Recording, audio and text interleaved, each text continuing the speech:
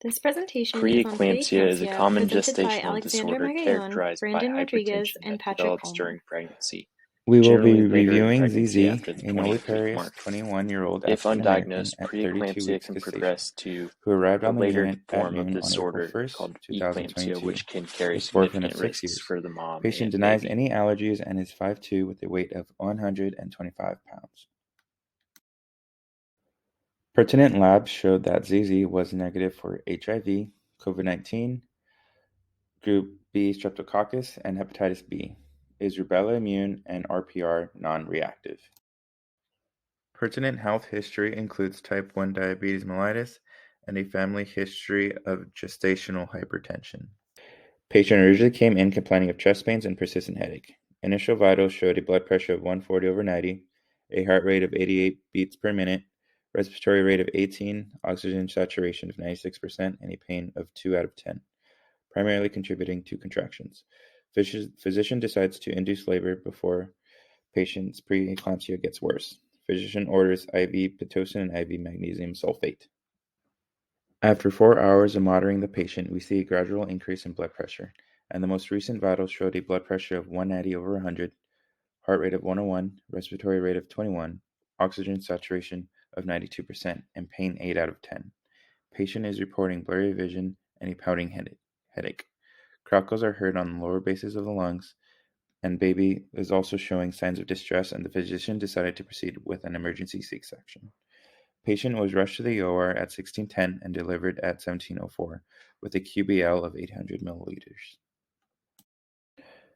The newborn baby weighed in at 5 pounds 1 ounce. Though the C-section was a success, mother and baby are not out of the woods yet, as baby is showing signs of respiratory distress and mother's blood pressure still needs to be monitored until it returns to baseline. Later in the presentation, we will discuss how we will care for mother and baby.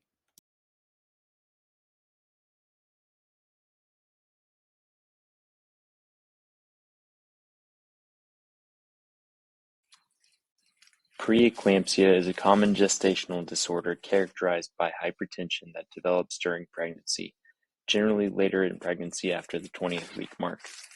If undiagnosed, preeclampsia can progress to the later form of the disorder called eclampsia, which can carry significant risks for the mom and baby.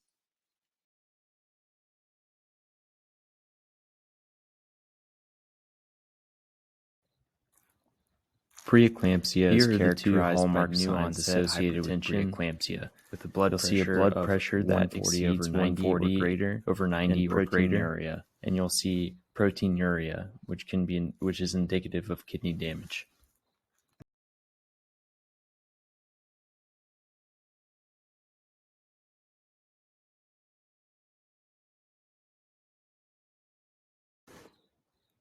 Preeclampsia tends to occur more in first pregnancies with multiple gestations, and in mothers 35 years or older. Other risk factors include having a history of hypertension, diabetes, obesity, or a family history of preeclampsia.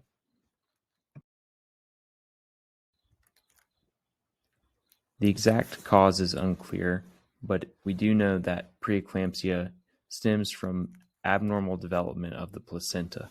In normal placental development, spiral arteries remodel into larger vessels that carry increased blood flow to the placenta and to the fetus. With preeclampsia, these spiral arteries fail to dilate and become fibrous, resulting in less blood flow to the placenta. The diseased placenta releases pro-inflammatory proteins into maternal circulation, causing widespread havoc on multiple systems throughout the body. As a result, we see endothelial cell dysfunction, which causes vasoconstriction in your blood vessels. The pro-inflammatory proteins also cause the kidneys to retain more salt. This, along with the vasoconstriction, causes hypertension. Vasoconstriction may happen more locally throughout the body, causing decreased blood flow to specific organs. The kidneys, for example, are especially sensitive, and this is where we see the proteinuria from acute kidney damage. In mild preeclampsia, we may see signs and symptoms of elevated blood pressure, elevated protein in urine, weight gain exceeding 2 pounds a week, and water retention and swelling. In severe preeclampsia, you may see headaches, changes in vision, nausea and vomiting, and pain in the abdomen and back. Ultimately, since this is a disorder of the placenta, the only real treatment is delivery of the placenta in the fetus. It was determined that mom was at risk for decreased cardiac output related to increased systemic vascular resistance secondary to preeclampsia, as evidenced by change in blood pressure, which was 140/90, edema in the face, hands, and feet, diminished peripheral pulses of +1, and shortness of breath. The goal for ZZ is that she will remain normotensive and report absence of shortness of breath during her hospital stay. Okay, so an intervention to help mom is to administer antihypertensive medications such as labetalol and observe for side effects. Labetalol lowers blood pressure and has a rapid onset of action. In addition, it can better preserve uteroplacental blood flow compared with other beta blockers. Labetalol has been shown to cause hepatotoxicity, therefore it is important to recognize the side effect as it can be confused with HELLP syndrome. We would also want to put ZZ on bed rest and restrict activity, as bed rest improves venous return, cardiac output, and renal placental perfusion, whereas activity diverts blood from the placenta, reducing the infant's oxygen supply. Lastly, we want to be sure to assess ZZ for indications of an earlier pregnancy. Worsening preeclampsia that may progress to eclampsia warrants the need for an emergency early delivery. The fetal blood supply can be cut off, resulting in fetal distress and ultimately fetal death if delivery is not accelerated. Unfortunately, mom's goals were not met. She did not remain normotensive as her blood pressure increased to 190/100, and she continued to report shortness of breath. It was determined that baby's diagnosis was ineffective breathing pattern related to immature respiratory system, secondary to preterm birth, as evidenced by tachypnea, which was 73 breaths per minute, nasal flaring, sternal retractions, and tachycardia, which was 165 beats per minute. The goal for baby is he will experience an effective breathing pattern by respiratory rate remaining within 30 to 60 breaths per minute and show minimal to absent signs of respiratory distress during NICU stay. The first intervention for baby is to assess respiratory rate and pattern of breathing and note the presence of apnea or changes in his heart rate. For our second intervention, we want to be sure to position the baby's head and neck in a neutral position. If the neck bends too far forward or backward, blockage of breathing can happen. Lastly, we want to provide stimulation by applying a gentle rub to the baby's soles of feet or chest wall.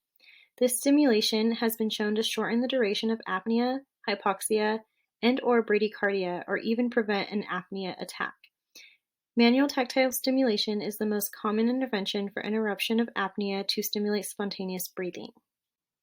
Baby's goal was met as he established an effective breathing pattern of 60 breaths per minute and a heart rate of 140 beats per minute and did not experience any apnea attacks. The Newman Systems model perceives the client as a construct that reacts to personal stressors from internal, external, and created environments. 5 variables include psychological, physiological, sociocultural, developmental, and spiritual. Psychological stressors were evident when mother blamed herself for putting her baby at risk, even though it was out of her control.